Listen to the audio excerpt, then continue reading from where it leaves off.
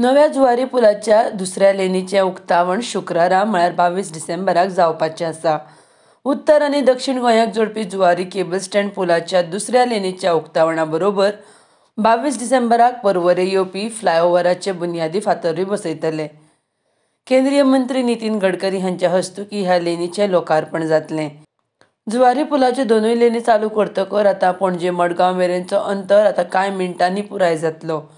हाका लागून आतां येरादारीची गर्दी जावपी प्रस्नूय सुट्टलो.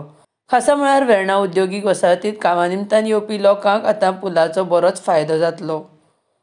शुक्रारा नितीन गडकरींच्या हातांत ह्या कामाचें उद्घाटन जातलें. ह्या खातीर ब्रेस्तारा रातीं ह्या कामाची नेटान तयारी चलिल्ली. सगळें सुरळीतपणान जावचें हाची देखरेख संबंदीतांनी केली. बसपाची मांडावळ, स्टेज सेटअप हाची तयारी केली. 22 डिसेंबराक केंद्रीय मंत्री नितीन गडकरी हांच्या हस्तुकीं ह्या दुसऱ्या लेनीचें उक्तावण जातलें. RDX गोवा खातीर प्रसाद नायक.